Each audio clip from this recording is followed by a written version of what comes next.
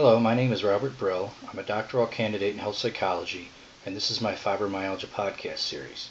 Today I'd like to discuss how to not be a victim with chronic illness. Empower yourself against your own insecurities. If you tend to doubt yourself consistently, you need to build a sense of strength and confidence in yourself. Question your own inner critic and make a consistent effort to combat any negative thoughts that prevent you from moving forward. Realize that most of your inner criticism is flawed and that you're bringing yourself down by allowing yourself to think negatively. Empower yourself physically. Feeling physically strong is part of feeling empowered. Address any medical issues you have been procrastinating about. Make that doctor's or dentist appointment that you've been lacking to do. Set up an exercise schedule. Take some self-defense or martial arts classes in order to gain confidence in yourself, or things like that. Empower yourself by being assertive. Gain power in your own situation by speaking up for yourself and others around you. There's no reason to be passive or to take things sitting down. Start with small steps. Work on asking for what you want and clearly stating your boundaries in every situation. Value yourself enough to stand up for yourself. Realize that you do have power in situations. Empower yourself by setting and achieving goals. Giving up on yourself can be completely disempowering. If you have stopped setting and achieving goals to move you forward in a positive direction, then you need to start again. Set small goals that will provide you with a sense of self-worth and pride in yourself. The more you realize that you are capable and competent in your own life, the more empowered you will feel. Empower yourself by learning how to deal with anger and frustration. Work on your ability to handle anger and frustration by being proactive in a given situation. Realize that if you don't like a given situation, you need to do something about it positively to change it. Confront any anxieties and fears by taking small steps to challenge yourself. If you have issues with controlling anger, get some coaching or counseling to get through it.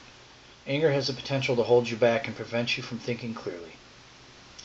Empower yourself by dealing with any emotional voids. If you feel lonely or disenchanted or bored frequently, you need to find things that will make you passionate and excited about life. Involve yourself in new activities where you can expand your social structure and look forward to things throughout the week.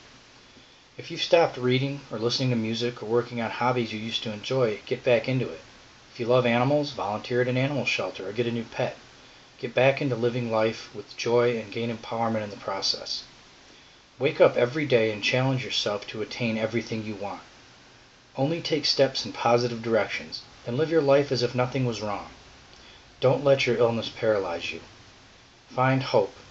Finding hope is your responsibility. Nobody can do it for you. Fill your toolbox with the right kind of coping strategies so you'll be equipped to face the challenges when they present. Control your environment. This helps to not fuel the fire. Slow down. Listen to relaxing music. Talk to a therapist. I have found that living a life with constant uncertainty of illness has given me the courage to make my life more interesting and meaningful. I didn't practice these things. They become part of my life after I accepted my illness and adjusted my attitude accordingly. When you embrace these simple principles, you learn to let go of anger and frustration, and you allow a greater capacity for happiness. Don't look backwards. Don't live in the past. Find something to hope for, because without hope, you can lose the will to live. A hopeful patient remains positive, determined, better able to cope, and more likely to have a more significant relationships in their life. Those things translate into a better quality of life. Next, I'd like to discuss how to have a good clinician visit. There are 12 steps that I've written down here that you should consider. Schedule the appointment for the AM to reduce any anticipatory stress that you may face. Bring all medications and insurance cards, pharmacy numbers, and fax numbers. Determine if tests are to be done in case of fasting blood work is needed. Take a friend or a relative if you're not feeling well. Write down your top 3 most important issues or questions. Ask for prescription refills early on. Bring all medication bottles if this is a new physician.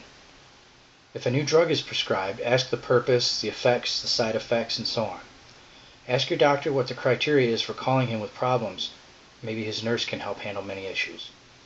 Ask for the name of the nurse that handles the physician's patients. Finally, ask any unanswered questions, and document everything. I like to record my clinician visits. Next, I'd like to discuss how to make a list of hope generators in your life. These are things that are going to help you get through the tough times, like your children, your spouse, your pets, friends, hobbies, advocacy, or volunteering. Next, create a coping strategy toolbox, using tools for relaxation like meditation, music, tapes, videos, or elimination of stressors. Assemble a box of favorite songs on CD or on your iPod. Assemble a box of favorite videos that can make you feel good or grateful or laugh. List a half a dozen or so friends that you can call anytime when you need something. And when you have a pity party, do it well.